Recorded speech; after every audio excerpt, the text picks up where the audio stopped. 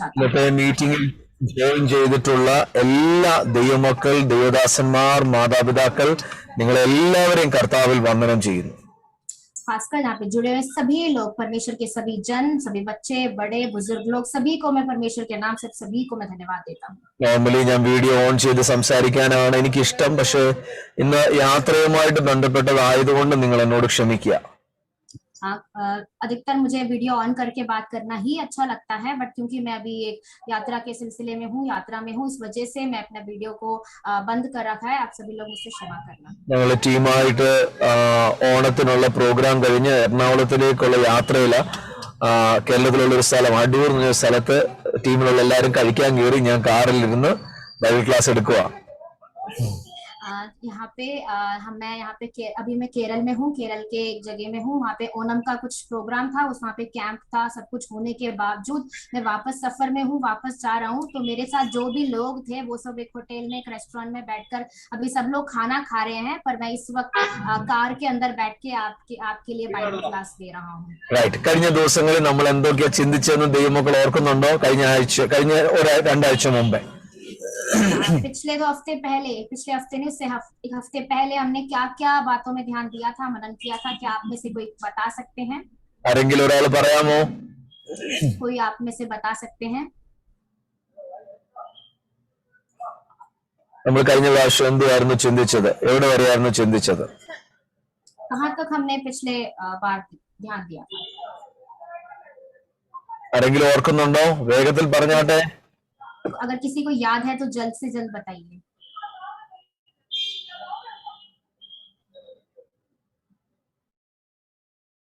ഇല്ല, Linda sister ഓർക്കുന്നുണ്ട് എന്തോ ചിന്തിച്ചെന്ന്?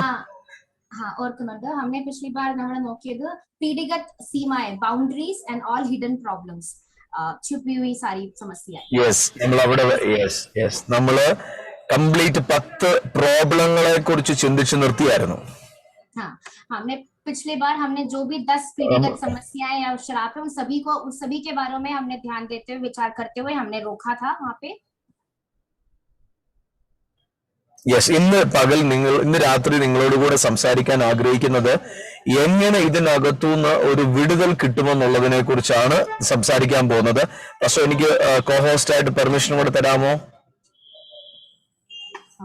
इस समय, इस रात के समय मैं आप लोगों से, हमने 10 समस्याओं के बारे में तो सीख लिया. अब इन समस्याओं से हमें कैसे छुटकारा मिलेगा, इस विषय में हम थोड़ा सा ध्यान देंगे.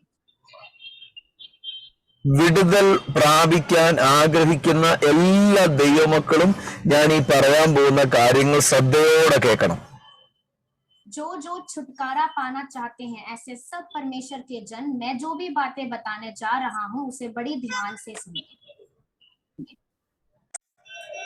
എങ്ങനെ നമുക്ക് വിടുതൽ എടുക്കാൻ പറ്റും? हम कैसे छुटकारा पा सकते हैं? ഒരു വ്യക്തിക്ക് വിടുതൽ, ഈ പ്രത്യേകിച്ച് ജനറേഷണൽ പ്രോബ്ലങ്ങൾ പോലെയുള്ള ഒരു ഇച്ചിരി റൂട്ടഡ് ആയിട്ടുള്ള ഒരു പ്രശ്നങ്ങളിൽ നിന്ന് വിടുതൽ വേണമെങ്കിൽ അവന്റെ ഉള്ളിൽ വിടുതലിന് വേണ്ടി ഒരു ആഗ്രഹം വേണം. ഒന്നാമത്തെ കാര്യം. कुछ ऐसे जो समस्याएं हैं जो पीढ़ी से संबंधित है, उसके जड़ के बारे में, ऐसे कुछ जड़ वाली बातें हैं, ऐसे इससे अगर हमें छुटकारा चाहिए तो हमें दिल ही बहुत अधिक एक इच्छा होना जरूरी है.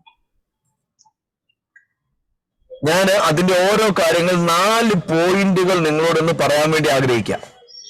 मैं उसकी हर एक बातों 4 बिंदुओं में मैं आप लोगों के सामने प्रस्तुत करना चाहता हूँ. നിങ്ങൾക്കത് മനസ്സിലാകാൻ വേണ്ടി ഞാൻ ഒന്നാമത്തെ ഒരു കാര്യം പറയട്ടെ. കുറച്ച് നാളുകൾക്ക് മുമ്പ് നിങ്ങൾക്ക് മനസ്സിലാകാൻ വേണ്ടി ഞാൻ ഒരു ഉദാഹരണം പറയുക. കുറച്ച് വർഷങ്ങൾക്ക് പുറകിൽ ഒരു മകള് എന്റെ അടുക്ക വന്ന് പ്രാർത്ഥിക്കാൻ വേണ്ടി വന്നു. എനിക്ക് പ്രശ്നമാണ്, എന്തുകൊണ്ട് എന്റെ ലൈഫിൽ അനുഗ്രഹം ഇല്ലാത്തതെന്നൊക്കെ ചോദിച്ചുകൊണ്ട് എന്റെ അടുക്ക പ്രാർത്ഥിക്കാൻ വേണ്ടി വന്നു. आप सभी लोगों को अच्छे से समझाने के लिए एक उदाहरण मैं देना चाहता हूँ. कुछ साल पहले मेरे पास एक बेटी आई. उसने ऐसा मुझसे उसने कहा कि पास्टर जी, मेरे जीवन में कुछ ऐसे समस्याएं, परेशानियां हैं, पर पता नहीं, मैं नहीं जान पा रही कि क्यों ऐसी समस्याएं मेरे जीवन में हैं. ഞാൻ ആ മകളോട് പറഞ്ഞു, പോയി നിങ്ങൾ ഉപവസിച്ച് പ്രാർത്ഥിക്കുക, എന്നിട്ട് പ്രത്യേകിച്ച് ഈ വിഷയം ദൈവത്തോട് ചോദിക്കുക. ജനറേഷണൽ പ്രോബ്ലങ്ങൾ കർത്താവേ എന്റെ ലൈഫിൽ ഉണ്ടെങ്കിൽ വെളിപ്പെടുത്തി തരണമേ എന്ന് പറഞ്ഞ് പർട്ടിക്കുലർ ആ വിഷയത്തിന് വേണ്ടി ഇരുന്ന് പ്രാർത്ഥിക്കാൻ പറഞ്ഞു. हाँ, मैंने उस बेटी से बोला, बेटा तू एक काम कर, तू जाके उपवास के साथ प्रार्थना कर और खासकर परमेश्वर से ये बात पूछ कि क्या पीढ़ीगत से रिलेटेड, पीढ़ीगत से संबंधित कोई बात क्या प्रभु मेरे जीवन में अभी पड़ी हुई है, क्या ऐसा है। से व्यक्त रूप से परमेश्वर से उपवास के साथ प्रार्थना के द्वारा पूछने को कहा पास्टर जी ने। ഈ മകള് 2-3 ദിവസം പോയി പ്രാർത്ഥിച്ചു. ये बेटी दो तीन दिन जाके उसने प्रार्थना किया. അതിനുശേഷം ഈ മകൾ എന്റെ അടുത്ത് 3-ാമത്തെ ദിവസം എന്ന് പറയാം, പാസ്റ്ററെ ഞാനൊരു സ്വപ്നം കണ്ടു, അത് പറയാൻ വേണ്ടിയാ ഞാൻ വന്നത്. जब प्रार्थना के बाद 3 दिन के बाद ये बेटी फिर से मेरे पास आई और मुझसे कहने लगी, पास्टर जी जब मैं प्रार्थना कर रही थी उसके बाद मैंने एक स्वप्न को देखा, उस स्वप्न के बारे में मैं आपसे बताने के लिए आपके सामने आई हूँ. എന്നോട് പറയുകയാണ്, പാസ്റ്ററെ എന്റെ വീടിന്റെ അകത്ത് 2-3 മൃഗങ്ങൾ, പുലിയോ സിംഹമോ അങ്ങനെയുള്ള ക്രൂര മൃഗങ്ങൾ എന്റെ വീടിന്റെ അകത്തൂടെ ചെങ്ങല പൊട്ടിച്ച് ഇങ്ങനെ എന്റെ വീടിനകത്തൂടെ നടക്കുന്നു. അതിന്റെ കഴുത്തെ ചെങ്ങലയുണ്ട്, അതൊക്കെ ഒത്തിരിയും പഴയ ചെങ്ങലയാണ്. എന്നോട് ഇങ്ങനെ സ്വപ്നം പറയാ. പക്ഷെ ആ ചെങ്ങല ഞാൻ ചോദിച്ചു എത്ര നാള് പഴക്കമുള്ളതാ? ഇല്ല, എന്റെ ജനനത്തിന് മുമ്പ് എന്റെ വല്യപ്പച്ചന്റെ കാലം തൊട്ടങ്ങാണ്ടുള്ള ചെങ്ങലയായിട്ട് എനിക്കത് സ്വപ്നത്തിൽ മനസ്സിലാകുന്നത് എന്നിങ്ങനെ പറഞ്ഞു. तो उस बेटी ने मुझसे ऐसा कहा, पास्टर जी कि मैंने एक स्वप्न देखा, उस स्वप्न में ऐसे देखा मेरे घर में कुछ ज्यादा जंगली ऐसे जानवर जैसे कि सिंह हो गए, भाग हो गया, ऐसे कुछ जानवर मेरे घर में भटक रहे हैं, अपनी जंजीरों को तोड़कर वो अपने मेरे घरों में भटक रहे हैं और उनके घर में जंजीर का कुछ एक भाग उनके घर में उनके गले में लटका हुआ है. वो जंजीर का भाग देखकर मुझे ऐसा लगता है कि वो बहुत पुराना है. तो मैंने उस बेटी से ऐसे पूछा कि बेटा तुझे क्या लगता है वो जंजीर कितना पुराना है? तो वो बेटी ने कहा कि क्या ऐसा तो नहीं है कि कहीं नया जंजीर है, नया लगे. तो उस बेटी ने मुझसे ऐसा कहा, नहीं वो बहुत पुराना है, मुझे ऐसा लगता है मेरे बाप दादाओं के समय से ही वो जंजीर है, उनके वैसे जंजीर, उतना पुराना जंजीर है जो उनके गर्दन में गले में जो लटका हुआ था. ഈ വിഷയത്തിന് വേണ്ടി പ്രാർത്ഥിക്കാനിരിക്കുമ്പോഴാ ആ മകൾ ഇത് കാണുന്നേ. तो इस विषय के लिए जब वो प्रार्थना करने बैठी वो बेटी, तब उसने ऐसा स्वप्न देखा. ഈ മകളോട് ഞാൻ ചോദിച്ചു, സിസ്റ്ററെ നിങ്ങൾക്ക് ഇത് ഇന്നലെ ഉള്ളതാണോ, എത്ര വർഷമുള്ളതാ? ആ മകൾ പറയാം, എത്രയോ വർഷങ്ങളായിട്ട് എന്റെ കുടുംബത്തിലുള്ളതാ. ഞാനത് പ്രാർത്ഥിക്കാനും ഉപവസിക്കാനും ഈ പർട്ടിക്കുലർ വിഷയങ്ങൾ ദൈവസന്നിധി വെച്ച് പ്രാർത്ഥിക്കുമ്പോഴാ ദൈവം എനിക്ക് മനസ്സിലാക്കി തരുന്നത്.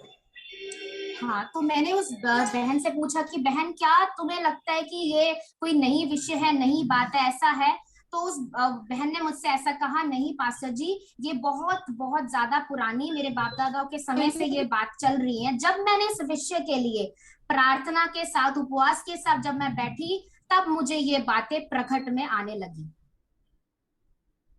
ഇന്ന് രാത്രിയിൽ എന്നെ കേൾക്കുന്ന എല്ലാ ദൈവമക്കളും ശ്രദ്ധിക്കണേ, നിങ്ങളുടെ ലൈഫില് ഇങ്ങനെയുള്ള വിഷയങ്ങളുടെ മുമ്പിൽ നിങ്ങൾ പ്രാർത്ഥിക്കാനും ഉപവസിക്കാനും ഇരുന്നില്ലെങ്കിൽ നിങ്ങൾക്കത് വെളിപ്പെട്ട് കിട്ടത്തില്ല.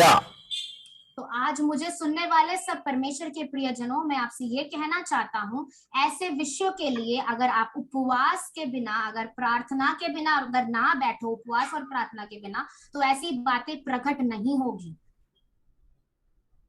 ഞാൻ ബൈബിളിൽ നിന്ന് ഒരു കാര്യം നിങ്ങളെ എടുത്തു കാണിക്കാൻ വേണ്ടി പോകുക. പുതിയ നിയമത്തിൽ നിന്ന് ഒരു വ്യക്തിയുടെ ലൈഫിൽ എത്ര ഡെസ്പറേഷൻ ഉണ്ട് ഡെലിവറൻസിന് വേണ്ടി, എത്ര ആഗ്രഹമുണ്ട്, അവരുടെ ലൈഫിലാ ദൈവം ചെയ്യുന്നത്. तो मैं नए नियम से ऐसा कुछ आप लोगों को दिखाने जाता हूँ कि एक व्यक्ति के हृदय में ऐसे कामों से, बातों से छुटकारे के लिए जितना ज्यादा उसके अंदर वो चाह है, इच्छा है, तमन्ना है उसके अंदर, उतना ही वैसे ही होगा उसके जो छुटकारा मिलेगा उसी प्रकार मिलेगा. जितनी चाह होगी उन्हीं के लिए होगा. മർക്കോസിന്റെ സുവിശേഷം 10-ാം അധ്യായം 49-ാം വാക്യത്തിൽ യേശു പറയുന്ന ഒരു വാക്കുണ്ട്, ഒന്ന് വായിക്കാമോ? മർക്കോസിന്റെ സുവിശേഷം 10-ാം അധ്യായം 49-ാം വാക്യം. उसका 10वां अध्याय 39वां पद.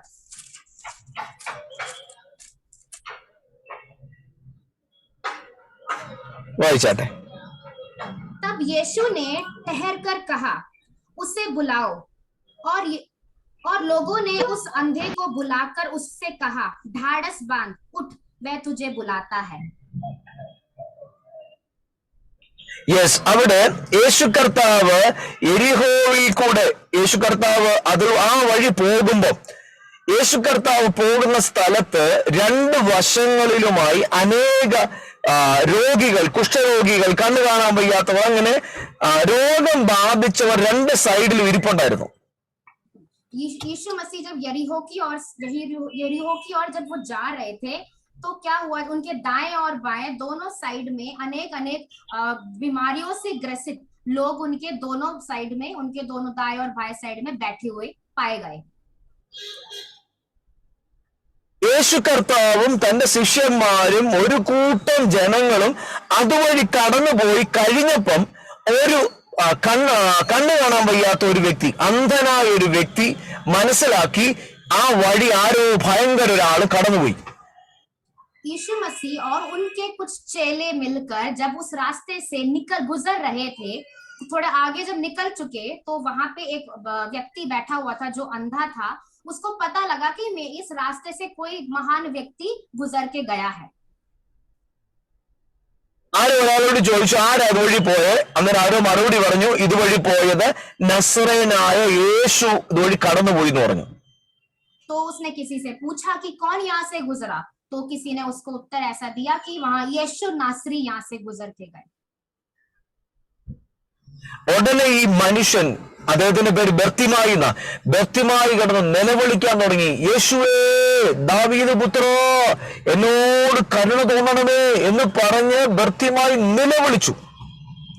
तो ये बर्तिमाई, इस व्यक्ति, अंधे व्यक्ति का नाम बर्तिमाई था. तो ये वहां से जोर के अपनी ऊंची आवाज से ऐसे चिल्लाने लगा, है दाऊद की संतान यीशु, मुझ पर दया कर. ഈ മനുഷ്യന്റെ ഉച്ചത്തിലുള്ള നിലവിളി കേട്ടപ്പോ ആരോ പറഞ്ഞു, നീ വിളിക്കേണ്ട, യേശു പോയി, നിന്റെ ഇനി കേൾക്കത്തില്ല, യേശു കടന്നുപോയി, നിന്നെ പാസ് ചെയ്തു പോയി.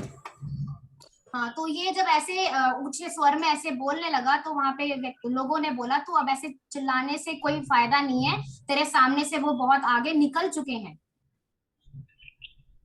നിങ്ങൾ ആ ദൈവവചനം അങ്ങോട്ട് എടുത്ത് വായിക്കണം. ഇത് കേട്ട ഉടനെ അവൻ ഉച്ചത്തിൽ നിലവിളിച്ചെന്ന ഉച്ചത്തിൽ. अगर आप ये वचन ये पढ़, खासकर इसे ध्यान से देखना, इसमें लिखा हुआ है, वो पुकार कर कहने लगा. ഉച്ചത്തിൽ നിലവിളിച്ചു, വീണ്ടും വിളിച്ചു, बहुत जोर से आवाज उठाकर पुकार कर बार कहने लगा. ഉടനെ യേശു നിന്നു. तभी यीशु रुक गए. എന്നിട്ട് യേശു പറയുക, അപ്പോയി ആ നിലവിളിച്ചവനെ അവനെ വിളിച്ചോണ്ട് വാ. तभी यीशु ने कहा, तुम जाओ और जिसने ऐसे जोर से पुकारा उसे बुला के ले आए. അവിടെ ഒത്തിരി കുഷ്ഠരോഗികളുണ്ട്, അല്ലെ, ഒത്തിരി രോഗികൾ ഇരിപ്പുണ്ട്, അന്ധന്മാര് കാണാം. അവരെ ആരെയും കൊണ്ടുവരാൻ പറഞ്ഞില്ല, ആ നിലവിളിച്ചവനെ മാത്രം കൊണ്ടുവരാൻ പറഞ്ഞു. वहां पे बहुत सारे कोढ़ी बीमारी हैं और दूसरे बीमारियों से ग्रस्त लोग हैं, उन किसी को नहीं बुलाया, वो खासकर इसी व्यक्ति को बोला कि उसे जाकर बुला के लाए. ശിഷ്യന്മാര് പോയി അവനെ വിളിച്ചോണ്ട് വന്നു. तो उनके शिष्य लोग, चेले लोग गए, उसे बुलाकर लेकर आ गए. ഉടനെ യേശു കർത്താവ് വന്ന ഈ അന്ധനോട് ചോദിക്കുക, നിനക്ക് ഞാൻ എന്ത് ചെയ്തു തരണമെന്ന് നീ ഇച്ഛിക്കുന്നു? तो जैसे वो आए करीब तो यीशु ने उस अंधे से पूछा कि तू क्या चाहता है कि मैं तेरे लिए करूं. നിങ്ങളൊന്ന് ഓർത്ത്, അവിടെ അനേകരുണ്ടായിട്ട് യേശു കർത്താവ് എന്തുകൊണ്ട് ഈ വ്യക്തിയെ മാത്രം കൊണ്ടുവരാൻ പറഞ്ഞു? आप जरा सोचिए, वहां पे कितने सारे बीमारी से अलग बीमारी से ग्रस्त लोग थे, पर क्यों यीशु ने इसी व्यक्ति से कहा कि उसे बुला कर लाए. അവൻ വന്നപ്പോഴും അവനോട് ചോദിക്കാം, ഞാൻ നിനക്ക് എന്ത് ചെയ്തു തരണം? നിനക്ക് വ്യക്തമായ ഒരു പ്രാർത്ഥനാ വിഷയമുണ്ടോ, ഒരു ആവശ്യമുണ്ടോ? और जैसे वो आए तो उससे पूछा यीशु ने कि मैं तेरे लिए क्या करूं, क्या तेरे लिए कोई स्पष्ट प्रार्थना का कोई विषय है कि नहीं। അവന് പറഞ്ഞു എന്റെ കർത്താവ് എന്റെ കണ്ണ് കിട്ടണം. കർത്താവ് പറഞ്ഞു പോ, നിന്റെ കണ്ണ് സൗഖ്യമായി. അവൻ പോവുകയിൽ അവന്റെ കണ്ണ് സൗഖ്യമായി. तो उसने कहा कि उसने यीशु से कहा यही यीशु की मैं देखने लगूं, तो उसने उसको आंखों की रोशनी वापस मिल गई और वो वापस लौट गया। ഇന്ന് രാത്രിയിൽ ഓർത്ത് നമ്മുടെ ജീവിതത്തിലും ഇതുപോലെയാ. നമ്മുടെ ലൈഫിൽ ഡെസ്പറേഷൻ ഉണ്ടോ, ആഗ്രഹമുണ്ടോ? അങ്ങനെ ഉണ്ടെങ്കിൽ മാത്രമേ നമ്മുടെ ലൈഫിൽ ചില മേഖലകളിൽ വിടുതൽ കിട്ടത്തുള്ളൂ. इसी प्रकार हमारे जीवन में क्या ऐसे तीव्र इच्छा, बहुत गहरी चाह क्या हमारे अंदर है कि नहीं? अगर है तभी ऐसे कई हमारे जीवन के कई क्षेत्रों में हम कई प्रकार के छुटकारे को पा सकते हैं. അവിടെ ഇരിക്കുന്ന എല്ലാ രോഗികളും സൗഖ്യമായില്ല. യേശു കർത്താവിന് ശക്തിയില്ലാഞ്ഞിട്ടല്ല. കർത്താവ് പറഞ്ഞ കരഞ്ഞവനെ കൊണ്ടുപോവാ, അവന് ആഗ്രഹമുണ്ട്.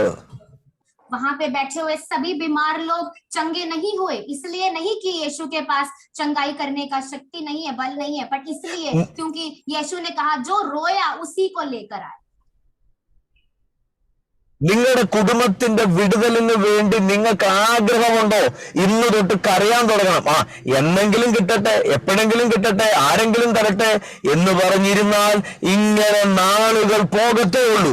നിങ്ങൾ തീരുമാനിക്കണം, എന്റെ തലമുറ കൊണ്ട്, എന്റെ ജീവിതം കൊണ്ട്, ഈ വചനഭാഗം കേൾക്കുന്ന സമയം കൊണ്ട് അടുത്ത ദിവസങ്ങൾ തൊട്ട് ഞാൻ കർത്താവിനോട് പ്രാർത്ഥിക്കാനും ഉപവസിക്കാനും നിലവിളിക്കാനും പോവാ. എനിക്കൊരു വിടുതൽ കിട്ടിയേ പറ്റത്തുള്ളൂ. क्या आपके अंदर भी ऐसी इच्छा है? अगर आपके अंदर छोटी मोटी इच्छा है कि कभी भी मिल जाए, कहीं भी मिल जाए, कोई भी आके मुझे छुटकारा देगे, कैसा भी हो चलेगा, अगर ऐसा है तो नहीं, पर अगर आपके अंदर ऐसी तीव्र इच्छा है कि हाँ आज ये मैं वचन को सुन रहा हूँ, आज से आगे जाने वाले दिनों में मैं परमेश्वर से इसके लिए, छुटकारे के लिए प्रार्थना करके छुटकारा पाकर ही रहूंगा. Those who have the desperation, they will get the deliverance. जिसके अंदर वो तीव्र इच्छा है उन्हीं को ही छुटकारा मिलेगा. നിങ്ങളുടെ ലൈഫിലും വിടുതലിന് വേണ്ടി ഒരു ആഗ്രഹം വേണം. तुम्हारे जीवन में भी उस छुटकारे के लिए एक इच्छा की जरूरत है. കർത്താവ് പറയുന്നുണ്ട്, നിങ്ങൾ വ്യക്തമായി യാചിക്കാത്തതിനാൽ നിങ്ങൾക്ക് ലഭിക്കുന്നില്ല. वचन परमेश्वर कहता है क्योंकि तुमने स्पष्ट रीति से याचना ना की, इसलिए तुम्हें नहीं मिला. ഇന്ന് രാത്രി നിങ്ങൾ ചോദിക്കുമ്പോൾ വളരെ ആഗ്രഹത്തോടെ എഴുതി വെച്ച് ദൈവസന്നിധിയിൽ അതിനൊരു ഡെസ്പറേഷനോടുകൂടെ ചോദിച്ചാട്ടെ, ദൈവം ജനറേഷണൽ പ്രോബ്ലങ്ങൾക്കുള്ള മറുപടി നിങ്ങൾക്ക് തന്നിരിക്കും. आज रात को जैसे आप प्रार्थना करते हैं, एक डायरी लेकर, पेन में आप डायरी में लिखकर बहुत स्पष्ट रीति से उस इच्छा के साथ परमेश्वर से पूछिए, तो जरूर परमेश्वर उससे आपको छुटकारा देंगे. ഒന്നാമത്തെ കാര്യം, നിങ്ങൾക്ക് ഡെസ്പറേഷൻ വേണം. पहली बात है आपको वो तीव्र इच्छा की जरूरत है. രണ്ടാമത്തെ കാര്യം, दूसरा बात, ഒരിക്കൽ മോശയുമായിട്ട് ബന്ധപ്പെട്ട് എങ്ങനെയാണ് ജനം അകൃത്യം ചെയ്തപ്പം, പാപമല്ല അകൃത്യം ചെയ്തപ്പം ജനത്തിന് എങ്ങനെയാണ് മോശ വിടുതൽ കൊടുക്കാൻ ദൈവം എങ്ങനെ ഉപയോഗിച്ച് ആ സിസ്റ്റം, ആ ഒരു മെത്തേഡ് നമ്മളൊന്ന് കാണാൻ പോവാ. एक बार जैसे ही इस्राएली जन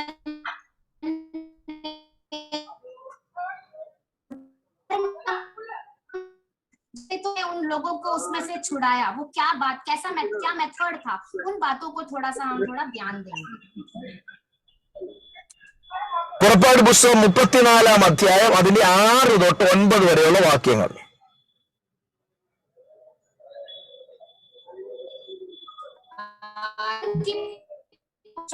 പുറപ്പാട് പുസ്തകം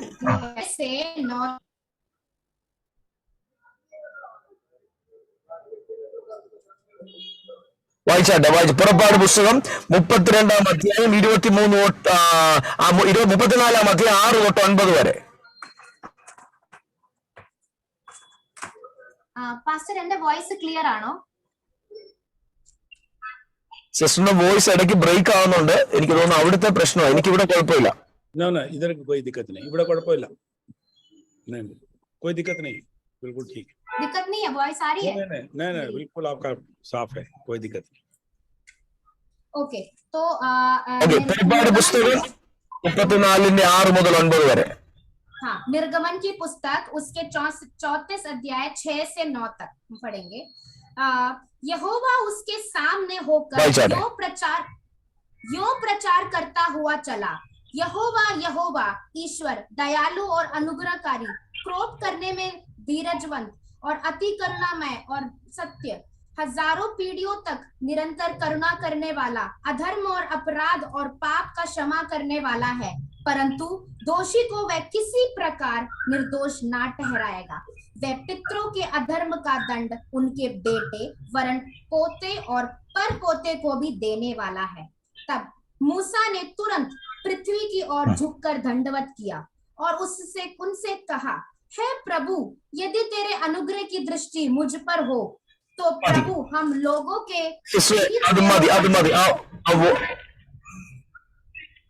ആ വേർഡ് ഞാൻ ഒന്ന് എക്സ്പ്ലെയിൻ ചെയ്യട്ടെ. ഇസ്രയേൽ ജനം അവിടെ നടത്തിക്കൊണ്ടുവന്ന ദൈവത്തെ വിട്ട് അവർ കാളക്കുട്ടി ഉണ്ടാക്കി കാളക്കുട്ടിയുടെ മുമ്പിൽ നൃത്തം ചെയ്തു. അതൊരു മഹാപാപമായിരുന്നു. इस्राएल के लोगों ने जब अपने परमेश्वर को, जीवित परमेश्वर को छोड़कर उस बछड़े को बनाकर उसके सामने दंडवत करके उसके सामने जो भी उन्होंने किया वो बहुत एक बड़ा पाप था। ദൈവം പറഞ്ഞു, ഈ ജനത്തെ മൊത്തം അണത്തെ ഞാൻ നശിപ്പിക്കും. परमेश्वर ने कहा ये पूरे जन को एक समेत मैं उन्हें नाश करूंगा। ഈ ജനത്തെ ഞാൻ അക്കരെ എത്തിക്കത്തില്ല. इस जन को मैं उस पार करने नहीं दूंगा। നിങ്ങളുടെ കൂടെ ഞാൻ ഇനി വരത്തില്ല. तुम लोगों के साथ अब मैं नहीं आऊंगा। ഇതെല്ലാം പറഞ്ഞപ്പോൾ മോശ എന്ന് പറഞ്ഞ ലീഡർ ദൈവമുമ്പാകെ ഇടവല്ലുന്നു, മധ്യസ്ഥത കാണിച്ചു. ये जब सब ऐसा परमेश्वर ने कहा है तो मूसा जो अगुआ थे उन्होंने परमेश्वर के बीच में खड़े हो गए, उन्होंने बीचवाई की। താഴേക്ക് ഇറങ്ങി വന്ന് കാളക്കുട്ടി ഉടച്ചു കളഞ്ഞു. ബാക്കിയുള്ള കാര്യങ്ങളെല്ലാം ചെയ്തിട്ട് മോശ അടുത്ത ചെയ്ത കാര്യം എന്തോന്ന് അറിയാമോ? नीचे जब पहाड़ से नीचे उतर के आकर उसने वो बछड़े को तोड़ डाला, सारा नाश कर दिया और जो भी आगे जो भी कर्म था सब करने के बाद आप जानते हैं कि अगले क्या काम उसने किया? നമ്മളിപ്പം വായിച്ച വാക്യത്തിൽ നിങ്ങൾക്ക് കാണാം, മോശ മലമുകളിൽ ചെന്ന് സാഷ്ടാംഗം ദൈവമുമ്പാകെ വീണു, നെടുമ്പാട് ദൈവമുമ്പാകെ വീണു. हमने जो बात अभी पढ़ी वही है। मूसा पर्वत की ओर जाकर उसने झुककर दंडवत किया। നിങ്ങൾ കണ്ടോ? വാക്യം കണ്ടോ? മോശ ബന്ധപ്പെട്ട് ചെന്ന് സാഷ്ടാംഗം വീണ് നമസ്കരിച്ചു. क्या आपने वो वचन को देखा कि मूसा परमेश्वर के सामने तुरंत झुककर दंडवत किया? കണ്ടോ? ആ സാഷ്ടാംഗം വീണ് നമസ്കരിച്ചു എന്ന് പറയുന്നത് നിങ്ങൾ കണ്ടോ? അതുപോലെ ഒരു വിടുതൽ വേണമോ നമ്മുടെ ലൈഫിലും? ചില മേഖലകളിൽ നാം സാഷ്ടാംഗം ദൈവമുമ്പാകെ വീഴണം. तो ऐसे ही जैसे झुककर दंडवत किया, अगर आप भी चाहते हैं आपके जीवन में छुटकारा आए तो हमें भी अपने जीवन के कई क्षेत्रों में ऐसे परमेश्वर के सम्मुख झुककर दंडवत करना है। ദൈവത്തോട് പിതാവ് പ്രാർത്ഥിക്കുക, ദൈവമേ അങ്ങ് പാപം ക്ഷമിച്ച് ഞങ്ങളുടെ മധ്യേ നടക്കണേ നടക്കണേ നടക്കണേ. കണ്ടോ? മോശ അത് ചെയ്തത് എന്തുവാണെന്നറിയാമോ? നെടുമ്പാട് വീണു. ദൈവത്തിന് മുമ്പാകെ നിങ്ങൾ ഒരു മുറിയിലോട്ട് ചെന്ന് നിങ്ങളുടെ ഒരു പോർഷനിൽ മുറിക്കകത്ത് ചെന്ന് പായിട്ടിട്ട് കഴിയുമെങ്കിൽ ആ മുറിക്കകത്ത് അടച്ചിട്ട് നെടുമ്പാട് വീണ് ദൈവത്തോട് പ്രാർത്ഥിക്കണം. देखो आप जैसे यहाँ पे लिखा है, उस मूसा ने क्षमा याचना करके झुककर दंडवत करके परमेश्वर से कहा, परमेश्वर हमारे बीच में से होकर चल।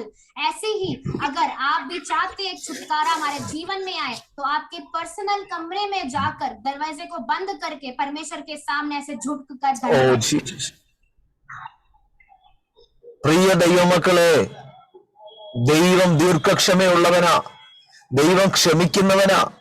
പക്ഷേ ദൈവമുമ്പാകെ ക്ഷമ ചോദിക്കാൻ ആരെങ്കിലും വേണം, ഇടിവിൽ നിൽക്കാൻ ആരെങ്കിലും വേണം. പിതാക്കന്മാർ ചെയ്തത് അകൃത്യം. മോശയോടെ പ്രാർത്ഥിക്കുന്ന പ്രാർത്ഥന ഉണ്ടോ? നിങ്ങളൊന്ന് ശ്രദ്ധിച്ച്, ഒറ്റ ദൈവമനുഷ്യന്റെ പ്രാർത്ഥന നിമിത്തം 30 ലക്ഷം പേരുടെ അകൃത്യത്തെ ദൈവം ക്ഷമിച്ചെങ്കിൽ, നിങ്ങളുടെ പ്രാർത്ഥന നിമിത്തം നിങ്ങളുടെ വീട്ടിലുള്ള 10 പേരുടെ ആ പാപത്തെ ദൈവത്തിന് ക്ഷമിക്കാൻ പറ്റുമോ?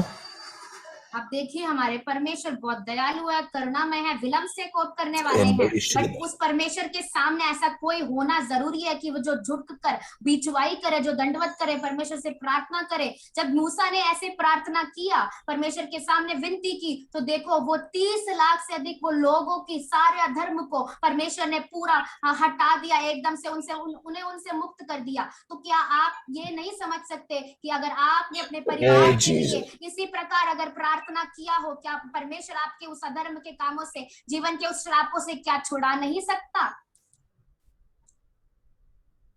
ദൈവം ക്ഷമിച്ചിട്ട് ദൈവം പറഞ്ഞു, ഞാൻ നിന്റെ കൂടെ വരാം, വീണ്ടും വരാം. ഞാൻ എന്റെ ദാസന്മാരോടുള്ള നിയമം ഓർത്ത് ഞാൻ വീണ്ടും വരാം. ദൈവം വീണ്ടും വന്നു. നിങ്ങൾ ഓർത്തേ, നിങ്ങളുടെ ലൈഫിൽ ഒരു വിടുതൽ വേണമോ? നെടുമ്പാട് വീണാൽ പല മേഖലകളിലും റിസ്റ്റോറേഷൻ നടക്കും.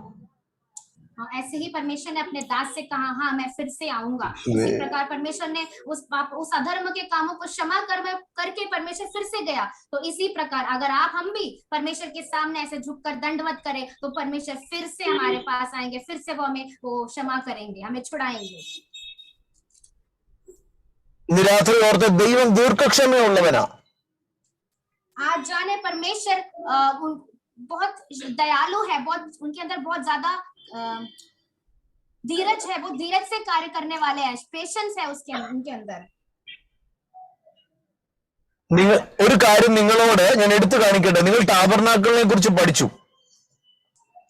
आपसे मैं एक बात उठाकर बताना चाहता हूँ कि आपने मिलाप वाले तंबू के बारे में सीखा।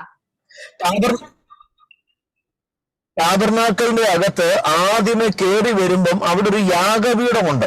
ആ യാഗപീഠത്തിന് അളവുണ്ട്, അളവുകൾ പറഞ്ഞിട്ടുണ്ട് ദൈവം. जैसे ही आप वो मिलाप वाले तंबू के अंदर घुसेंगे, वहां पे एक बलि चढ़ाने की एक जगह है, एक स्थान है। और जैसे ही वहां पे आप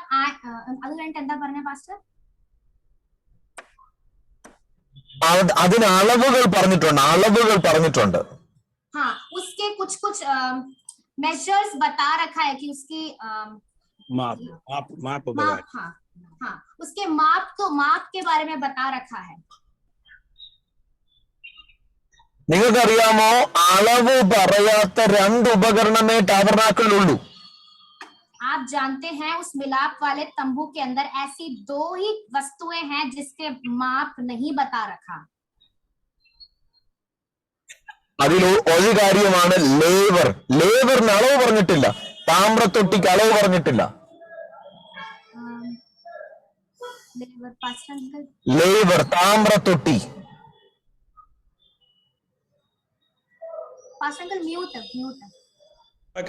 बाल्टी, तांबे का बाल्टी, तांबे के बाल्टी, उसका माप नहीं बताया गया, उसका माप नहीं बताया गया। എന്തുകൊണ്ട്? അതിന് അളവും പറഞ്ഞിട്ടില്ല, അതിന് അടപ്പുമില്ല. क्यों? उसका कोई माप भी नहीं बता रखा, ना उसका ढकने के लिए भी कुछ नहीं है। കാരണം അതിന്റെ അർത്ഥം ഏത് നിമിഷവും പോയി നിനക്ക് കഴുകപ്പെടാം. ഒരളവില്ലാത്ത ദൈവത്തിന്റെ ആ ഒരു കഴുകപ്പെടലിനെ, ശുദ്ധീകരണത്തെ ദൈവം കാണിക്കുന്നത്. क्यों नहीं है? इसका एक ढकने की कोई चीज क्यों नहीं है? इसलिए क्योंकि आप किसी भी समय परमेश्वर की उपस्थिति सन्निधि में जाकर आप धुलकर परमेश्वर के द्वारा शुद्ध हो सकते हैं। യാഗത്തിന് സമയമുണ്ട്, യാഗത്തിന് മൃഗമുണ്ട്, യാഗപീഠത്തിന് അളവുണ്ട്, പക്ഷെ താമ്രത്തൊട്ടിക്ക് അളവില്ല.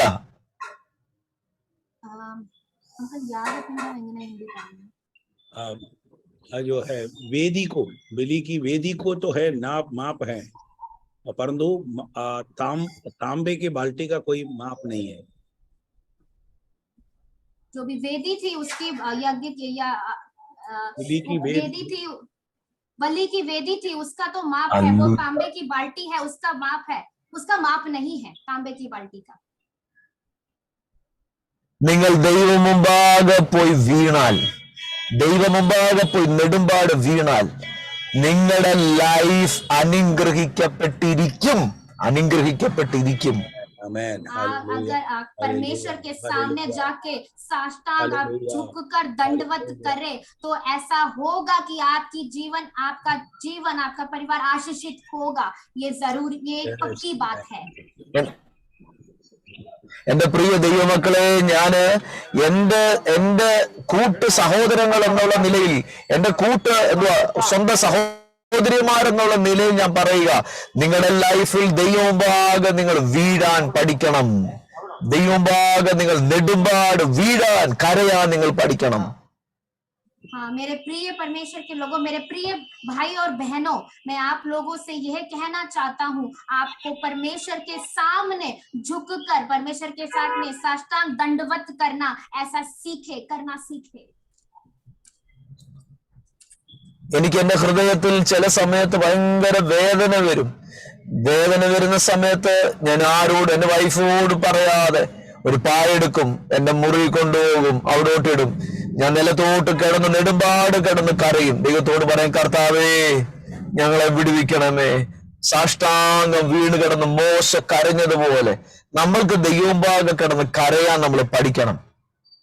कभी कभार ऐसा अक्सर होता है कि मेरे हृदय में बहुत एक अलग प्रकार का एक दर्द आता है, बहुत बहुत दर्द, बहुत गहरा एक दर्द आता है। जब मैं ऐसा एक दुख और दर्द से जब मैं ऐसे हृदय का गुजरता हूँ तो मैं कुछ अपनी पत्नी से भी ये बात को नहीं बताता। मैं अपने कमरे में जाकर उसे बंद कर चटाई बिछाकर और उस पे पूर्ण रीति से परमेश्वर के सामने झुककर दंडवत करके परमेश्वर से विलम से रोता हूँ। जैसे मूसा परमेश्वर के सामने झुककर दंडवत किया, वैसा ही मैं भी करता हूँ। മോശ ആ ജനം ചെയ്ത 30 ലക്ഷം ജനം ചെയ്ത പാപത്തിന് വേണ്ടി ക്ഷമിക്കാൻ ദൈവമുമ്പാകെ എന്താ ചെയ്തേ? സാഷ്ടാംഗം ദൈവമുമ്പാകെ വീണ് ക്ഷമ ചോദിച്ചു. मूसा ने ऐसा क्या किया कि परमेश्वर उस 30 लाख लोगों की अधर्म को क्षमा करे? ऐसा मूसा ने क्या किया? मूसा ने परमेश्वर के सामने झुककर दंडवत किया। ഇന്ന് രാത്രി നിങ്ങൾക്ക് എത്ര പേർക്ക് ആഗ്രഹമുണ്ട്, കർത്താവ് എനിക്കൊരു വിടുതൽ വേണം, ഞാൻ അതിനു വേണ്ടി എന്റെ മുറികളിൽ ഞാൻ സാഷ്ടാംഗം വീഴാൻ ആഗ്രഹിക്കുക. ആരും നിങ്ങളെ കാണണ്ട, നിങ്ങൾ ആരുടെ മുമ്പിൽ വീഴണ്ട, കർത്താവിന്റെ മുമ്പിൽ നിങ്ങൾ വീണാൽ മതി. आज हम आप में से कौन, कितने लोग ऐसा चाहते हैं कि परमेश्वर मुझे भी ऐसा एक छुटकारा चाहिए? तो किसी के सामने झुकने की जरूरत नहीं, आप किसी को दिखाने की भी जरूरत नहीं। आप परमेश्वर से कहिए, परमेश्वर आज मैं आपके सामने वो झुक कर दंडवत करने को तैयार हूँ। ഞാൻ കാറിലിരിക്കുക, ഇത് പറയുമ്പോ എനിക്കൊന്ന് പൊട്ടിക്കരയണമെന്നുണ്ട്. मैं कार में बैठा हूँ, जैसे ही मैं ये कहता हूँ मुझे विलम कर रोने का एक मन मेरे अंदर ऐसा है। ഓ, എന്റെ അപ്പന്റെ സന്നിധിയിൽ ഒന്ന് വീഴാൻ നമുക്ക് മനസ്സുണ്ടെങ്കിൽ അവൻ നമ്മളെ എഴുന്നേൽപ്പിക്കും കേട്ടോ. अगर हमें अपने पिता, स्वर्गीय पिता के उपस्थिति सन्निधि में अगर हमें गिर कर झुक कर अगर हम दंडवत करने का एक हृदय हमारे अंदर है तो जरूर परमेश्वर हमें वहां से उठाएगा। നിങ്ങൾക്ക് വിടുതൽ ആഗ്രഹമുണ്ടോ? വിടുതൽ വേണം, പ്രത്യേകിച്ച് ഇങ്ങനെയുള്ള വിഷയങ്ങളിൽ നിന്ന് വിടുതൽ വേണോ? ഇതൊരു ജനറേഷണൽ പ്രോബ്ലമായിട്ട് കണക്റ്റഡാ. ദൈവം ചെയ്തത് എന്തുവാ? മോശ ചെയ്തത് എന്തുവാ? ദൈവമുമ്പാകെ നെടുമ്പാട് വീണു. देखो, आप चाहते हैं आपको छुटकारा मिले, छुड़ाया जाए, तो जैसे मूसा ने क्या किया, ये भी एक पीढ़ीगत समस्या से संबंधित है। मूसा ने क्या किया? परमेश्वर के सामने उसने झुककर दंडवत किया, वैसे तुम भी करने पाए। രണ്ടാമത്തെ വിഷയം ദൈവമുമ്പാകെ നെടുമ്പാട് വീഴുക. तो दूसरा बिंदु है परमेश्वर के सामने झुककर दंडवत करे। ഞാൻ ഇനി നാലാമത്തെ വിഷയം പറയാൻ വേണ്ടി പോവാ, അല്ല മൂന്നാമത്തെ വിഷയം പറയാൻ പോവാ. मैं तीसरा विषय को बताने जा रहा हूँ। മൂന്നാമത്തെ വിഷയം ദൈവം മുമ്പാകെ ഒരു മൽപ്പിടുത്തം നടത്തുക. तीसरा विषय है परमेश्वर के सामने एक मल्लयुद्ध करें। അത് പുറപ്പാട് ഉൽപ്പത്തി പുസ്തകം 32-ാം അധ്യായത്തിന്റെ 23 മുതൽ 28 വരെയുള്ള വാക്യങ്ങൾ അത് പറയുന്നുണ്ട്. वो उत्पत्ति की पुस्तक उसका 32वां अध्याय 23 से लेकर 28 तक के पदों में वो लिखा हुआ है. വായിച്ചാട്ടെ. ഉൽപ്പത്തി പുസ്തകം 32-ാം അധ്യായം 23-ാമത്തെ വാക്യം. उत्पत्ति की पुस्तक उसके 32वां अध्याय उसके 23 से 28 तक हम पढ़ेंगे. उसने उन्हें उस नदी के पार उतार दिया, वरन अपना सब कुछ पार उतार दिया, और याकूब आप अकेला रह गया. तब कोई पुरुष आकर पौ फटने तक उससे मल्लयुद्ध करता रहा. जब उसने देखा कि मैं याकूब पर प्रबल नहीं होता, तब उसकी जांच की नस को छुआ, और याकूब की जांघ की नस उससे मल्लयुद्ध करते चढ़ गई. तब उसने कहा, मुझे जाने दे, क्योंकि भोर होने वाला है. याकूब ने कहा, जब तक तू मुझे आशीर्वाद ना दे, तब तक मैं तुझे जाने ना दूंगा. और उसने याकूब से पूछा, तेरा नाम क्या है? उसने कहा, याकूब. उसने कहा, तेरा नाम याकूब नहीं, परंतु इस्राएल होगा, क्योंकि तू परमेश्वर से और मनुष्य से भी युद्ध करके प्रबल हुआ है. നിങ്ങൾ ശ്രദ്ധിച്ചാട്ടെ, അവോട് യാക്കോബ് സകല അനുഗ്രഹങ്ങളും അമ്മായിപ്പന്റെ കയ്യിൽ നിന്ന് കിട്ടിയ, അമ്മായിപ്പൻ കൊണ്ടുപോയിട്ട് ബാക്കിയുള്ള അനുഗ്രഹങ്ങളുമായിട്ട് വരിക, മടങ്ങി വരിക. आप ध्यान से देखिए, याकूब अपने ससुर से सारे जो भी जितने उन्होंने ले लिए वो ले लिए, जितने उसे वहां से प्राप्त हुए, अपने ससुर के उस गांव से जगह से जो भी प्राप्त हुए उसे लेकर वो आ रहा था. जब ഒത്തിരി നന്മകൾ അമ്മായിപ്പൻ അടിച്ചോണ്ട് പോയി. बहुत से आशीष है उसके ससुर चुरा के ले गए. ബൈബിൾ പറയുന്നുണ്ട് 10 പ്രാവശ്യം ലാബാൻ തന്റെ പ്രതിഫലം മാറ്റി. बाइबल कहती है 10 बार लाबान ने अपने प्रतिफल को हटाया. പിന്നെ ബാക്കിയുള്ളതുമായിട്ട് വരുന്ന സമയത്ത് ദേണ്ട ഏശാവ് വരുന്നുണ്ടെന്ന് അറിഞ്ഞു. फिर जो बची कुची थी उसे लेकर जैसे ही याकूब आ रहा था, तो उसने ये जाना आगे से ईसाऊ आ रहे हैं. അന്ന് പുള്ളി തനിക്കുള്ളതെല്ലാം ഒരു കടവിന്റെ, യാബോക്ക് എന്ന് പറഞ്ഞ ഒരു കടവിന്റെ അക്കരെ കടത്തി. तो उसने उस दिन उसके पास जो भी था वो सब कुछ उसने याबोक नदी के पार उसने सब कुछ आगे को उतार दिया. എല്ലാം അക്കരെ കടത്തിയിട്ട് യാക്കോബ് മാത്രം അവിടെ ശേഷിച്ചു. सब कुछ उस याबोक नदी के पार आगे उस पार करके याकूब भी इस पार रह गया अकेला. അന്ന് രാത്രിയിൽ ഒരു സ്വർഗത്തിലെ ദൂതൻ അവിടെ ഇറങ്ങി വന്നു. उस रात को स्वर्ग का एक दूत वहां उतर आया. ദൂതനോട് അന്ന് രാത്രി മൊത്തം യാക്കോബ് മല്ലു പിടിച്ചു. उस दूत के साथ याकूब रात भर मल्लयुद्ध करने लगा. നിങ്ങൾക്കറിയാമോ, അവിടെ ബൈബിളിൽ 2 കാര്യം പറഞ്ഞിട്ടുണ്ട്. ദൂതനോട് മല്ലു പിടിച്ചു, ദൈവത്തോട് മല്ലു പിടിച്ചു, 2 വേർഡും പറഞ്ഞിട്ടുണ്ട്.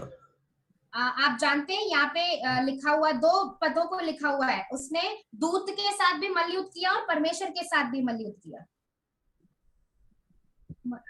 അവിടെ രാത്രി മൊത്തം മല്ലു പിടിച്ച് ആ ദൂതൻ രാവിലെ ആയപ്പോ പറയാ, ഉഷ സുദിക്കുന്നല്ലോ, എന്നെ വിടുക. पूरी रात भर उसने मल्लयुद्ध किया, और जैसे ही भोर हो रही थी तो दूत ने कहा, भोर होने को है, मुझे जाने दे. അപ്പൊ ആ ദൂതൻ ചോദിക്കുന്ന ഒരു ചോദ്യമുണ്ട്, നിന്റെ പേരെന്തുവാ? तो उस दूत ने याकूब से ऐसा एक प्रश्न पूछा कि तेरा नाम क्या है. ഞാൻ ആ വേർഡ് ഒന്ന് ചുരുക്കട്ടെ. ദൂതനോ ദൈവത്തിനോ പേരറിയാതെ അല്ല ദൈവം മല്ലു പിടിച്ചത്. मैं उस बात को आपको थोड़ा स्पष्ट तरीके से बताना चाहता हूँ. ऐसा नहीं है कि दूत या परमेश्वर उसका नाम नहीं जानता था. പക്ഷേ ദൈവം അന്ന് രാത്രി ചോദിക്കുക, അവൻ അപ്പനോട് പേര് മാറ്റി പറഞ്ഞ, പക്ഷെ ദൈവത്തോട് പേര് മാറ്റി പറയാൻ പറ്റത്തില്ല. तो उस रात परमेश्वर उससे पूछा है. उसने याकूब ने अपने पिता से अपना नाम बदल कर बोला था, पर परमेश्वर से अपना नाम बदल कर वो नहीं बोल सकता. അന്ന് രാത്രി ദൈവം ചോദിച്ചു, നിന്റെ പേരെന്തുവാ? उस रात परमेश्वर ने उससे पूछा, तेरा नाम क्या है? ഇന്ന് രാത്രിയിൽ ഓർത്താട്ടെ, ഞാൻ ആ ഓടൊന്ന് പറയാ. പേര് പറഞ്ഞു, സത്യം പറഞ്ഞു, ദൈവം തന്റെ പേര് മാറ്റി ഇസ്രായേലമാക്കി. അന്ന് രാത്രിയിൽ ദൈവത്തോട് മല്ല് പിടിച്ച് ഒരു അനുഗ്രഹം മേടിക്കായിരുന്നു താന്. तो आपको बताना चाहता हूँ, उसने मल्लयुद्ध किया, उसने अपना नाम पूछा, नाम बताया और परमेश्वर से उसे आशीष पाया. तो क्या रात भर उसने परमेश्वर से मल्लयुद्ध कर कर उसने आशीष पाया. അന്ന് രാത്രി ദൈവം തന്റെ പേര് മാറ്റി. പിന്നെ ഒരു സ്ഥലത്തു പോലും യാക്കോബ് പരാജയപ്പെട്ടിട്ടില്ല. യഥാർത്ഥത്തിൽ ശരിക്കും പരാജയപ്പെട്ടിട്ടില്ല യാക്കോബിന്റെ ലൈഫ് പിന്നെ ഉയർച്ചയായിരുന്നു ദൈവത്തിന്റെ അനുഗ്രഹങ്ങൾ കിട്ടിയതിനു ശേഷം. जैसे ही परमेश्वर ने उसे आशीष किया, उसका नाम बदला, तब से लेके आगे हम कहीं भी पढ़ सकते हैं कि फिर उसे याकूब नाम से नहीं पुकारा गया. उसे फिर उसके जीवन में फिर कभी पराजय उसने नहीं चखा. നിങ്ങളുടെ ലൈഫിൽ ഇതുപോലെ ഒരു യാബോക്കിന്റെ കടവ് നിങ്ങളുടെ മുറികളിൽ ഉണ്ടായിരിക്കണം. ऐसे ही आपके जीवन में भी एक याबोक नदी आपके कमरे में होना जरूरी है. നദിയല്ല, ആ മല്ല് പിടിക്കുന്ന ദൈവത്തോട് ഇടിവിൽ നിൽക്കുന്ന ഒരു കടവ്, വ്യക്തിപരമായി ദൈവസന്നിധി പ്രാർത്ഥിക്കുന്ന ഒരു കടവ്, യാബോക്ക് നമ്മുടെ വീട്ടിന്റെ മുറികളിൽ ഉണ്ടായിരിക്കണം. नदी के किनारा, किनारा. ओके, आज हमारे कमरे में भी ऐसा एक नदी का, एक याबोक नदी का एक किनारा हमारे कमरे में भी होना जरूरी है, जहां पे हमें परमेश्वर के संग ऐसा मल्लयुद्ध करना है. ഞാൻ ഈ വേർഡ് നിങ്ങൾക്ക് മനസ്സിലാകാൻ നല്ലൊരു ഉദാഹരണം, എനിക്ക് അറിയാവുന്ന ഒരു ഉദാഹരണം, സംഭവം മാത്രം ഞാൻ പറയട്ടെ. इस वचन को अच्छे से और अच्छे से समझाने के लिए मैं एक उदाहरण के रूप में आपको कुछ बताना चाहता हूँ. എനിക്ക് അറിയാവുന്ന വർഷങ്ങൾക്ക് പുറകിലുണ്ടായിരുന്ന ഒരു കുടുംബത്തിൽ വലിയ ഒരു അനർത്ഥം നടന്നു. അനർത്ഥം എന്ന് പറഞ്ഞാൽ അതിന്റെ ഒത്തിരി ഡീറ്റെയിൽ പറയാൻ പറ്റത്തില്ല, ഒരു വല്ലാത്ത പ്രശ്നം നടന്നു. मैं कुछ साल पहले मैं एक परिवार को बहुत अच्छे से जिसे जानता हूँ, उस घर में बहुत बड़ा अनर्थ हुआ. क्या है, मैं ये इसका विस्तार नहीं करना चाहता, पर ये जानिए कि बहुत ज्यादा प्रॉब्लम्स, समस्याएं उस घर में खड़ी हुई. ഒരു മരണം നടന്നു, ഒരു വല്ലാത്തൊരു മരണം നടന്നു. एक बड़ी एक मृत्यु उस घर में हुई, इस परिवार में हुई. അതിനുശേഷം മരണം നടന്ന നിമിത്തം ഒറ്റ ഒരാൾ ആ വീടുമായിട്ട് അടുക്കത്തില്ല, വീട്ടിൽ പോകത്തില്ല, വീട്ടുകാരോട് സംസാരിക്കത്തില്ല, വീട്ടുകാർ വന്നാ ദൂരെ മാറിപ്പോകും, ഇവരോട് അടുക്കത്തില്ല. जब उस परिवार में ऐसे एक मृत्यु हुई तो सबने अपना नाता रिश्ता उस परिवार के साथ तोड़ दिया. ऐसा रहा कि कोई इस परिवार के किसी से बात नहीं करता था, उस परिवार के आसपास भी नहीं आता था, कोई संबंध भी उस परिवार के साथ कोई दूसरे जन रखना नहीं चाहते थे. അങ്ങനെ നാളുകൾ കടന്നുപോയി. ऐसे कई साल गुजर गए. ഞാൻ ഇവരുടെ വീട്ടുകാരുടെ മുഖത്ത് നോക്കുമ്പോൾ എനിക്കറിയാം, ഇവര് തല കുനിച്ച്, ഇവരോട് ആരും അടുക്കുന്നില്ല. ചുരുക്കം പറയട്ടെ, അത്ര എനിക്ക് പറയാൻ പറ്റത്തുള്ളൂ. ഒരു രീതികളിൽ ഈ വീട്ടുകാരുമായിട്ട് ആരും അടുക്കത്തില്ല. അങ്ങനത്തെ ഒരു പ്രശ്നത്തെ അവർ ഉൾപ്പെട്ടു. तो जब भी मैं इस परिवार के लोगों को देखता था, वो हमेशा ऐसे सर झुकाए रहते थे, कोई भी उनके आसपास भी आना नहीं चाहता था. ऐसी एक समस्या में वो पड़ गए. അതിനുശേഷം മാസങ്ങൾ കഴിഞ്ഞ് ഇവരാരോടും മിണ്ടത്തില്ല, അടുക്കത്തില്ല, അങ്ങനെ പോവാ. उस मृत्यु के बाद ऐसे कई महीने गुजर गए, ये लोग भी किसी से बात नहीं करते थे, किसी के साथ मिलजुलते नहीं थे. ഒരു ദിവസം ഞാൻ ആ ഒരു സ്ഥലത്തു നിന്ന് മറ്റൊരു സ്റ്റേറ്റില, മറ്റൊരു സ്ഥലത്താ ഞാൻ ആയിരിക്കുന്നത്. ഞാനൊരു ആൻഡമാൻ നിക്കോബാറിലായിരിക്കുക. एक दिन ऐसा हुआ कि मैं एक दूसरे में अंडमान और निकोबार नाम के एक जगह में मैं उस वक्त था. ऐसा हुआ. ഒരു ദിവസം കർത്താവ് എന്നെ കാണിച്ചു തരിക, ഈ വീട്ടിലെ ആന്റി കർത്താവിന്റെ പാദത്തിൽ പോയി പിടിച്ചു. एक दिन तो ऐसा जब मैं वहां था तो यीशु ने मुझे ऐसा दिखाया, इस परिवार की, इस घर की आंटी जो थी, उन्होंने परमेश्वर के पैर छुए जाके पकड़े. ഈ ആന്റി കാലൊന്നും വിടുന്നില്ല. और ऐसे झकड़ के पकड़ा कि वो छोड़ने का नाम ही नहीं ले रही थी. ഞാൻ കാണുക കർത്താവ് തിരിഞ്ഞു നിന്ന് ആ മകളോട് പറയുക, നിന്നെ ഞാൻ വിടുവിച്ചിരിക്കുന്നു എന്ന് പറയുക. तो मैंने ऐसा देखा कि यीशु ने मुड़कर उस बेटी से कहा कि आंटी से कहा कि बेटी मैंने तुझे छुड़ा दिया, ऐसा मैंने देखा. ഞാനിത് കണ്ടു. എന്നോട് കർത്താവ് പറയുക, പോയി മകളോട് പറ ഞാൻ അവളെ വിടുവിച്ചിരിക്കുന്നു. तो मैंने ऐसा देखा तो यीशु ने मुझसे कहा तू जाके उस बेटी से बोल कि मैंने उसे छुड़ा दिया, ऐसे कहने को. ഞാന് അടുത്ത ഒരു ആഴ്ചകൾ കഴിഞ്ഞപ്പോൾ ആ കുടുംബത്തെ തേടി പിടിച്ചു പോയി. ആ കുടുംബത്തിന്റെ അടുത്ത് വീട്ടിൽ പോയി, അവരുടെ വീട്ടിൽ പോയി. कुछ हफ्ते बीत गए. कुछ हफ्ते के बाद मैं उस परिवार को ढूंढता हुआ उस परिवार के पास गया. ആ വീട്ടിൽ ചെന്നപ്പം ആ വീട്ടുകാരെ ആരെങ്കിലും വീട്ടിൽ വന്ന് കോളിംഗ് ബെൽ അടിച്ചാൽ പോലും അവർക്ക് പേടി, ആരാന്ന് അറിയത്തില്ല. ഞാൻ ചെന്ന് കോളിംഗ് ബെൽ അടിച്ചു, എടുത്ത് തുറന്നു, എന്നോട് പറഞ്ഞു മോനെ നീ അകത്ത് വാ. तो ऐसा होता था कि उस घर के अगर घर का बेल घंटी भी अगर बेल भी कोई बजाए तो भी वो डर जाते थे कि ये कौन आ गया. पर जब जैसे ही मैंने बजाया उस घर का बेल, कॉलिंग बेल, तो ऐसा हुआ कि उन्होंने मुझसे कहा कि बेटा तू अंदर आ. ഞാൻ കാര്യങ്ങളൊക്കെ ചോദിച്ചു, ആന്റി എങ്ങനെയുണ്ട്? ഇവര് ഭയങ്കര വിഷമത്തോടെ മുഖത്ത് അറിയാം ഇവർക്ക് ദുഃഖമുണ്ട്. तो मैंने सब बात तो क्या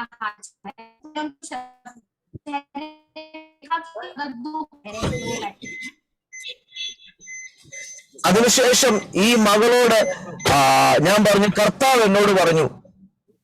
एक मिनट लिंडा दोबारा बोल दीजिए, आपका आवाज क्लियर नहीं आया.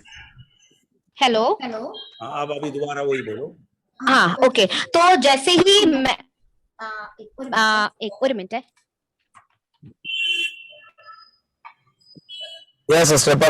ओके. तो जैसे ही मैं उस घर में गया तो मैंने उस आंटी से कुछ हालचाल पूछे, और जैसे मैंने हालचाल पूछे तो मैं उनके चेहरे में ये देखने पाया कि बहुत ज्यादा दुख से भरा हुआ चेहरे से वो बैठे थे. ഈ ആന്റിയോട് ഞാൻ ചോദിച്ചു, ഞാൻ പറഞ്ഞു കർത്താവ് എന്നോട് പറഞ്ഞു നിങ്ങളോട് വന്ന് പറ, ഇങ്ങനെ കാണിച്ച കാര്യങ്ങളെല്ലാം കാണിച്ചിട്ട് ഞാൻ പറഞ്ഞു നിങ്ങളോട് കർത്താവ് ക്ഷമിച്ചിരിക്കുന്നു എന്ന് പറയാൻ പറഞ്ഞു. ഈ ആന്റി അങ്ങ് പൊട്ടിക്കരയാൻ തുടങ്ങി. तो ये जैसे फिर मैंने उस आंटी से कहा कि यीशु ने मुझे कुछ चीजें को दिखाया, जो दिखाया बातों को वो मैंने उनसे कहा, और उनसे मैंने ये कहा कि और यीशु ने मुझसे आकर ये कहने को कहा कि तू उससे बोल कि मैंने तुझे छुड़ा दिया है. जैसे ही उसने ये सुना वो फूट फूट कर रो पड़ी. കുറച്ചു നേരം കരഞ്ഞു കഴിഞ്ഞപ്പോ ഞാൻ ചോദിച്ചു, ആന്റി നിങ്ങൾ എന്തുവാണ് ഇങ്ങനെ ചെയ്തത്? കർത്താവ് എന്നെ ഇങ്ങനെ കാണിച്ചു. എനിക്കറിയാം കർത്താവ് എന്നെ അങ്ങനെ ഒരു കാര്യം കാണിക്കണമെങ്കിൽ അതിന്റെ പിന്നിൽ എന്തോ സംഭവിച്ചിട്ടുണ്ട്. എന്തുവാണ് സംഭവിച്ചത്? നിങ്ങൾ എന്തുകൊണ്ട് കർത്താവ് ഇങ്ങനെ പറഞ്ഞു? നിങ്ങൾ എന്തുവാ ചെയ്തത് എന്ന് ഞാൻ ആന്റിയോട് ചോദിച്ചു. तो मैंने उस आंटी से पूछा, ऐसी समस्याएं घटनाएं जब घटी है तो जरूर उसके पीछे कुछ तो बात हुई होगी, तो परमेश्वर ने इसीलिए मुझे ये सब कुछ दिखाया है. तो क्या आप मुझे बता सकते हैं कि असल में बात क्या थी, क्यों परमेश्वर ने ऐसा मुझे दिखाया और क्या ऐसा हुआ था? ഈ മാതാവ് എന്നോട് പറയുക, മോനെ നിങ്ങൾക്കെല്ലാം അറിയാമല്ലോ ഞാനും എന്റെ കുഞ്ഞുങ്ങളും നിരപരാധികളാ. तो इस माता जी ने मुझसे कहा, बेटा तू जानता है ना मैं और मेरे बेटे सब निर्दोष हैं. ഈ സംഭവം ഞങ്ങളുടെ വീട്ടിൽ ഈ മരണം നടന്നതിന് ശേഷം ആരും ഞങ്ങളുടെ അടുക്ക വരത്തില്ല. ഇതെന്തോ മഹാപാപ നിമിത്തം നടന്നതുപോലൊക്കെയാ ആൾക്കാർ ഞങ്ങളെ കാണുന്നത്. ഞങ്ങളുടെ ജീവിതം മാസങ്ങൾ ഞങ്ങള് ഒറ്റപ്പെട്ടു പോയി, ഞങ്ങൾ ഐസൊലേറ്റഡ് ആയി പോയി. तो उस माता जी ने ऐसे कहा कि जब से ये मृत्यु हमारे परिवार में हुई है, लोगों का ये समझना है कि कुछ बड़े हमारे पाप के कारण ये श्राप बन गया, उसके कारण ही मृत्यु हुआ, और ऐसे ही लोगों ने हमसे बात करना, रिश्ता रखना छोड़ दिया, और कहीं महीने ऐसी ही बातों में निकल गए. ഞാൻ തീരുമാനിച്ചു എന്റെ കർത്താവിന്റെ മുമ്പിൽ ഞാൻ വീഴാൻ പോവാ, നെടുമ്പാട് വീഴാൻ പോവാ. എന്റെ കർത്താവ് ഇതിനൊരു മറുപടി തരാതെ ഞാൻ എഴുന്നേക്കത്തില്ല. तो माता ने फिर से ऐसा कहा कि तब से मैंने ये सोच लिया था अब नहीं हो सकता, अब मैं परमेश्वर के सामने, यीशु के सामने झुक कर मैं पूरी रीति से झुकने जा रही हूँ और दंडवत करने जा रही हूँ, नहीं तो ये इससे मैं बाहर नहीं निकल पाऊंगी. ഞാൻ എന്റെ കുഞ്ഞുങ്ങൾക്ക് രാവിലെ വെളുപ്പിനെ എഴുന്നേറ്റ് ഫുഡ് ഉണ്ടാക്കി കൊടുത്തിട്ട് ആ കുഞ്ഞുങ്ങള് സ്കൂളിൽ പോകുന്ന അവർ ജോലിക്ക് പോകുന്ന സമയത്ത് ഞാൻ അവർ പോയി കഴിഞ്ഞ ഉടനെ എന്റെ പായെടുക്കും, ഞാൻ നെടുമ്പാട് വീണ് ആ നിലത്ത് കിടന്ന് കരയും. ഞാൻ ആഹാരം കഴിക്കത്തില്ല. മാസങ്ങൾ ഞാൻ ആഹാരം കഴിക്കാതെ 3 നേരം കഴിക്കാതെ കിടന്നു. तो ऐसा होता था कि मैं अपने बच्चों को सुबह उनको स्कूल जाना था, उनका टिफिन खाना सब कुछ पैक करके उन्हें भेजने के बाद अपनी चटाई निकालती थी और बस परमेश्वर के सामने पूर्ण रीति से गिर जाती थी। और मैं बिना खाए पिए महीने महीने मैंने परमेश्वर की उपस्थिति में ऐसे पूर्ण रीति से अपने झुक कर गिर कर मैंने परमेश्वर की उपस्थिति में बिताया। അതിനുശേഷം അവർ വരുമ്പോഴത്തേന് എന്റെ മുഖമൊക്കെ തുടച്ച് പിള്ളേർക്ക് ആഹാരം കൊടുക്കും. അതിനുശേഷം അവരവരുടെ മുറിയിൽ കയറും. ഞാൻ എന്റെ മുറിയിലോട്ട് കയറി പായിട്ട് അവിടെ കിടന്ന് കരയും. രാത്രികളിൽ ഞാൻ ദൈവത്തോട് കരഞ്ഞിട്ട് പറഞ്ഞു, കർത്താവേ, ഞാൻ വിടത്തില്ല. എന്നെ എന്റെ കുടുംബത്തെ കുഞ്ഞുങ്ങളെയും വിടുവിക്കാതെ ഞാൻ അങ്ങേ വിടത്തില്ല. तो ऐसा होता था। फिर मेरे बच्चे स्कूल से वापस आ जाते थे, मैं अपना मुंह सब कुछ पहुंच कर उन्हें जो खाना देना था देकर उन्हें अपने कमरे में भेज देती थी। फिर मैं अपने कमरे में फिर से आकर इसी प्रकार परमेश्वर के सामने गिर कर मैं परमेश्वर के सामने रोती, विलंब से रोती रहती थी और मैं कहती थी, प्रभु मुझे छुड़ा, तो जब तक नहीं छुड़ाएगा मैं नहीं उठूंगी। ഇത് ആഴ്ചകൾ മാസങ്ങൾ ഈ മാതാവ് ഇങ്ങനെ തന്നെ ചെയ്തു, ഇതേപോലെ ചെയ്തു. तो हफ्ते भर महीने भर ये माताजी ने ऐसा ही किया। ഒരു ദിവസം കർത്താവ് എന്റെ ഉള്ളിൽ ബോധ്യം തന്നു, എന്റെ ദൈവം എന്നെ വിടുവിച്ചെന്നു. तो एक दिन परमेश्वर यीशु ने मेरे मन में ऐसा एक बोध डाला कि परमेश्वर ने मुझे छुड़ा दिया। ഞാൻ എന്നിട്ട് കർത്താവിനോട് പറഞ്ഞു, കർത്താവേ, എന്നോട് ആരെങ്കിലും ഒരു ദൈവദാസനെ അയച്ച് അങ്ങ് എന്നോട് പറയണം, ഞാൻ അതുവരെ വെയിറ്റ് ചെയ്യാം. तो फिर मैंने परमेश्वर से ऐसे प्रार्थना किया, हे यीशु, किसी अपने दास को मेरे पास भेजकर ऐसा तू कह कि तूने मुझे छुड़ा दिया, तब जब तक तू ऐसे भेजेगा तब तक मैं इंतजार करती रहूंगी। ഇതിനിടയ്ക്ക് ആരോ ഒരാളോട് പ്രാർത്ഥിക്കാൻ ചെന്നിട്ട് പറഞ്ഞു, നിങ്ങൾ ജീവിതകാലത്തിൽ നന്നാവത്തില്ലെന്ന് അവരോട് പറഞ്ഞു. तो इस बीच में ऐसा हुआ कि कोई और उनके घर पे प्रार्थना करने गया और प्रार्थना करके ऐसा कहा, तो जीवन भर ऐसे ही रहेगी, कभी इस समस्या से छुड़ाई नहीं जाएगी। ഞാൻ അത് കേട്ട് സങ്കടപ്പെട്ടു പോയി ദൈവത്തോട് പറഞ്ഞു, എന്നോട് പറയണം, എനിക്ക് മറുപടി ദൈവം ആരെങ്കിലും അയച്ച് എന്നോട് മറുപടി പറയണം. तो ये जब ऐसी बातें मैंने सुनी तो मैं और ज्यादा दुखित खेदित हो गई। तो मैंने परमेश्वर से कहा कि मुझे आपका जवाब चाहिए, किसी को भेजकर मुझे अपना जवाब दे। അങ്ങനെ ഇരിക്കുമ്പോഴാ കർത്താവ് എന്നോട് പറയുന്നത്, പോയി മകളോട് പറ, ഞാൻ ക്ഷമിച്ചിരിക്കുന്നു. तो ऐसे जब उन्होंने प्रार्थना किया तो यीशु ने, जैसे जब मैं अंडमान में बैठा हुआ था वहां पे यीशु ने मुझसे कहा, तू जाके बोल कि मैंने तुझे क्षमा, उस माता से बोल, मैंने तुझे क्षमा कर दिया। നീ അത് പറയുമ്പോ എനിക്കറിയാം കർത്താവ് നിന്നെ അയച്ചതാ, ഞാൻ അതുകൊണ്ടാ കരഞ്ഞത്. जब मैं तुझे भेजूंगा तो तू वो जान पाएगी कि परमेश्वर ने ही मुझे भेजा है और इसलिए मैं यहाँ आया हूँ। കണ്ടോ ദൈവമക്കളെ, ആ മാതാവിനെ ദൈവം അനുഗ്രഹിച്ചു. അതിനുശേഷം ഞാൻ പല പ്രാവശ്യം, ഇത് വർഷങ്ങൾക്ക് പുറകെ നടന്ന സംഭവം, പല പ്രാവശ്യം അവരുടെ വീട്ടിൽ ഞാൻ പോയി. എന്റെ ദൈവമേ, ആ വീടിനെ ദൈവം ബ്ലെസ്ഡ് ആക്കി. मेरे परमेश्वर के प्रियजनों, कि ऐसी ये बातें बहुत साल पहले हुई है। उसके बाद फिर मैं कहीं और बार इस घर में मेरा जाना और संदर्श करना हुआ था, और जब मैं जाया करता था तो मैंने ऐसे देखा कि परमेश्वर ने अपनी आशीष से उस घर को भर दिया, बहुतायत से आशीष करके उस घर को भर दिया। ഒരു 3-4 മാസം മുമ്പേ ആ ആന്റി എന്റെ വീട്ടിൽ വന്നു. അവരെന്തോ സന്തോഷത്തോടുകൂടെ വരുന്നെന്നറിയാമോ? എന്തോ സന്തോഷം, എന്തോ എനർജി, അവരുടെ ശരീരം സൗഖ്യമായി. ആ വീട്ടിലുണ്ടായിരുന്ന 12 വർഷമായിട്ട് രോഗത്തിൽ കിടന്ന മാതാവ് ഉൾപ്പെടെ സൗഖ്യമായി. ഈ ഒരു മകളുടെ പ്രാർത്ഥനയുടെ എന്തോ റിസ്റ്റോറേഷൻ നിമിത്തം. तो ऐसा हुआ कि कुछ 3-4 महीने पहले वो माता जी मेरे घर में आई। जब वो मेरे घर में आई तो मैंने उनके चेहरे को देखा, इतनी खुशी थी, मैं बयान नहीं कर सकता। और ऐसा भी हुआ कि उनके घर में एक तो थोड़ी बूढ़ी औरत थी जो 12 साल से वो बीमार थी। तो ऐसा हुआ कि इनके प्रार्थना के द्वारा वो परमेश्वर ने उन्हें भी छुड़ाया, पूरे परिवार को छुड़ाया। ഇന്ന് രാത്രി ഞാൻ ഇവിടെ കൊണ്ട് നിർത്താൻ വേണ്ടി ആഗ്രഹിക്കുക. ദൈവമക്കളെ, നമ്മുടെ വീടുകൾ, മുറികൾ ഒരു യാബോക്കായി തീരണം. यहाँ पे मैं समाप्त करना चाहता हूँ, पर मैं कहना चाहता हूँ परमेश्वर के प्रियजनों, हमारा कमरा भी एक याबोक होना बहुत जरूरी है. നമ്മുടെ വീടുകൾ ഒരു യാബോക്കായി തീരണം. हमारा घर एक याबोक बनना जरूरी है. നമുക്ക് ഒരുമിച്ച് പ്രാർത്ഥിക്കാം, ഒരുമിച്ച് കർത്താവിന്റെ സന്നിധിയിലേക്ക് അടുത്തു വരാം. हम मिलकर परमेश्वर की उपस्थिति में आएंगे, प्रार्थना करेंगे.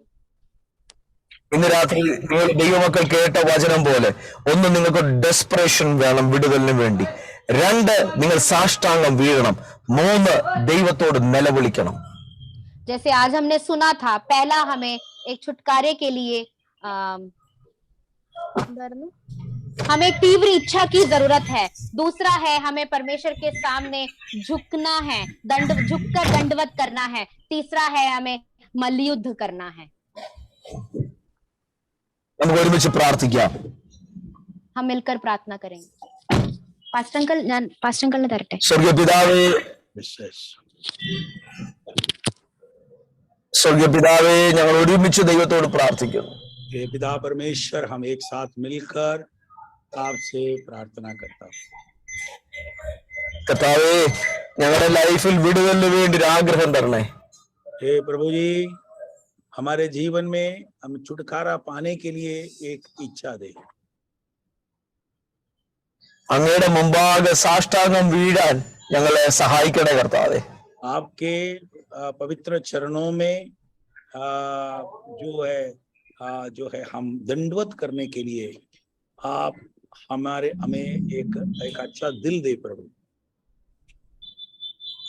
കർത്താവേ, യാക്കോബ് മല്ല് പിടിച്ചതുപോലെ ദൈവമുമ്പാകെ മല്ല് പിടിപ്പാൻ, ഇന്റർസെഷൻ ചെയ്യാൻ ഞങ്ങൾക്ക് കൃപ നൽകണമേ. മധ്യസ്ഥതയാണെങ്കിൽ കൃപ നൽകണമേ. जैसा याकूब परमेश्वर से मलयुद्ध किया, वैसे हम भी जब तक आप हमें आशीष ना दे, हमारे छुटकारा प्रभु हमें सामर्थ्य प्रदान कर. അവരുടെ ജനത്തെ അനുഗ്രഹിക്കണമേ. आप अपने लोगों को आशीष और बरकत कर. ഞങ്ങളെയും ഞങ്ങളുടെ കുടുംബങ്ങളെയും ഞങ്ങൾക്കുള്ളതെല്ലാം യേശുവിന്റെ രക്തത്തിൽ മറയ്ക്കണമേ, കഴുകണമേ എന്ന് പ്രാർത്ഥിക്കുന്നു. हमें और हमारे परिवार को, हमारे बच्चों को, हमारे जो कुछ हमारे पास है, सबको आपके पवित्र लहू द्वारा धो दीजिए. അങ്ങയുടെ കർത്താവേ, ഞങ്ങളുടെ ദേഹം, ദേഹി, ആത്മാവിനെ അങ്ങയുടെ രക്തത്തിൽ കവർ ചെയ്യണമേ, ശുദ്ധീകരിക്കണമേ. हमारा देहम देही आत्मा को आपके लहू में कवर करके रहते प्रभु.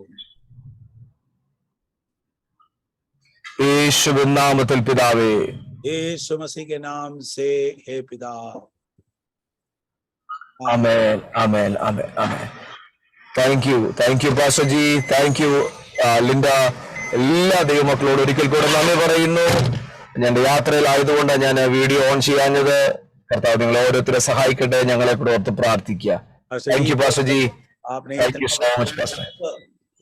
इतना व्यस्त शेड्यूल के बीच में भी आप अपना कीमती समय हमारे लिए दे दिया, और आपने जो बहुत अच्छा बाइबल क्लास इस विषय के बारे में आपने क्लास लिया. बहुत बहुत धन्यवाद. प्रभु को आपको आशीष दे. आपका टीम को भी हमारी तरफ से, जहाँ हम जय मसीह बोल रहे हैं, आपके टीम सबको भी यस पास्टर जी, आपके सेवकाई को आशीष करें. आइए, हमें समय इसमें जुड़े हुए सभी प्रभु के दास दासियों को हम प्रभु के हाथों में सौंप कर प्रार्थना करें.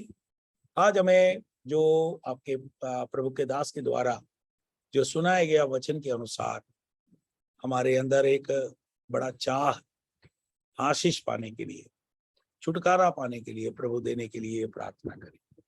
केवल एक चाह अकेला नहीं, एक हमें एक मल्लयुद्ध करने के लिए और परमेश्वर के सामने दंडवत कर लेट कर, है ना, और छुप कर उनसे पाप को पकड़ने के लिए, हमें जो उसके पांवों तले गिरने के लिए प्रभु हमको मन देने के लिए, हमें दिल देने के लिए प्रार्थना करें। आइए, अगर आप कोई भी व्यक्ति या कोई पारिवारिक जो समस्याओं से गुजर रहे हैं, अब बहुत दिन हो गया, आपके जीवन में कोई सुधार नहीं है, कोई आशीष नहीं है, बहुत काम तो कर रहे हैं परंतु किसी भी तरफ से, कहीं से भी कोई जो है जो उत्तर नहीं है, तो आज परमेश्वर आपके लिए एक छुटकारा देना चाहता है। परमेश्वर आज आपके परिवार में एक आशीष देना चाहता है।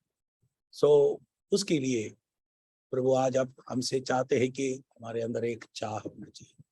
दूसरा, हम उसके पांवों तले लेटने के लिए और उनके पांवों तले गिरने के लिए हम तैयार होना चाहिए। और तीसरा, हम उनके साथ एक मल्लयुद्ध, जब तक तो मुझे आशीष नहीं देगा, जब तक मेरा निंदा मेरे ऊपर से नहीं हटाएगा, जब तक मेरी आर्थिक समस्या से छुटकारा नहीं देगा, जब तक मेरे परिवार के अंदर की समस्याओं से मुझे छुटकारा नहीं देगा। जो हन्ना ने कहा, जब तक तू मुझे एक पुरुष संतान को नहीं देगा, मैं तेरे उपस्थिति को नहीं छोड़ूंगा।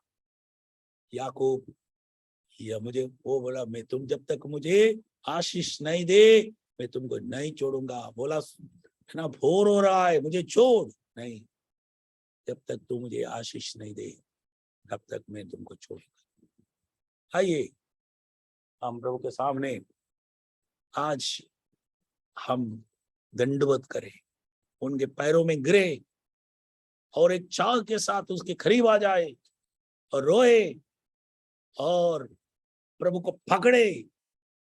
प्रभु, मैं नहीं छोड़ूंगा। यस, प्रभु दयालु है, करुणामय है। हमारे पापों को ढांपने में, हमारे जीवन के हर एक जो श्राप को हटाकर हमें एक नया, एक आनंद और खुशी, एक नया आशीष, एक नया रोशनी, नया आशा वो देने के लिए हमारा परमेश्वर तैयार है। आइए हम तैयार हो जाए, प्रार्थना करें, प्रार्थना करें। सब लोग अपने सरों को झुकाएं।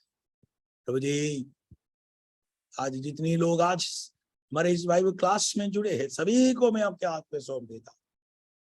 प्रभु जी, हमारे कितने लोग हैं, कितने साल से एक छुटकारा के चाह के साथ खोज कर रहे हैं।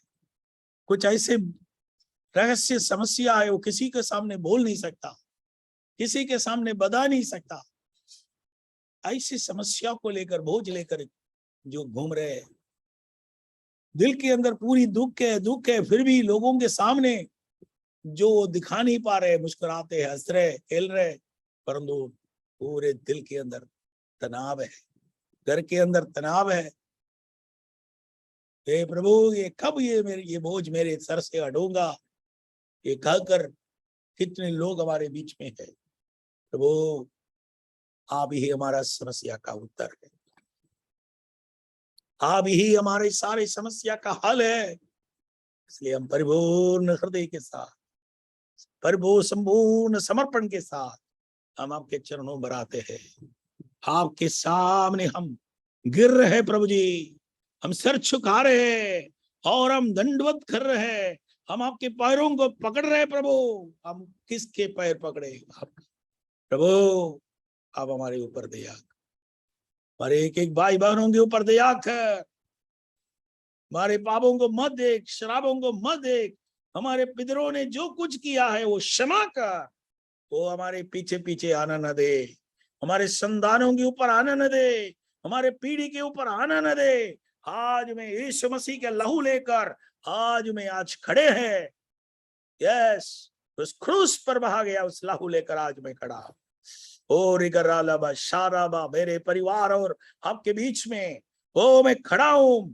ये अंधकार का शक्ति, ये श्राप जब तक हमारे घर छोड़कर नहीं जाएगा, मेरे बच्चों को छोड़कर नहीं जाएगा, मेरे परिवार को छोड़कर नहीं जाएगा, मैं लहू लेकर खड़ा रहूंगी।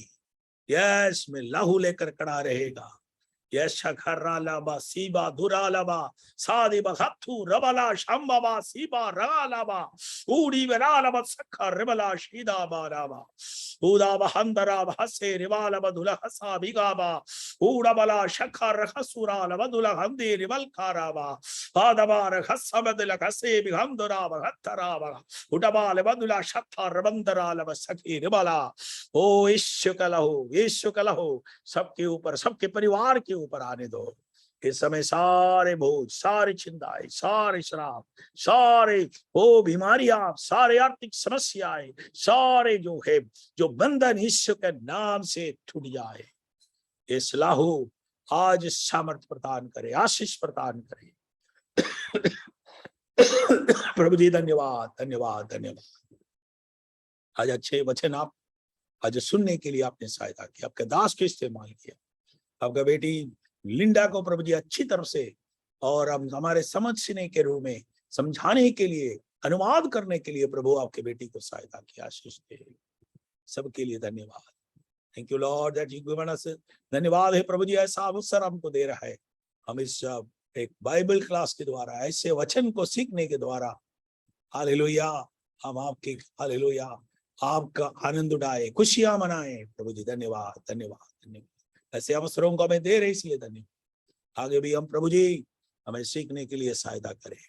और प्रभु जी और भी हमारे कलीसिया के भाई लोग, बहन लोग, परिवार इस बाइबल क्लास में जुड़कर इसका फायदा उठाए, आशीष उठाए।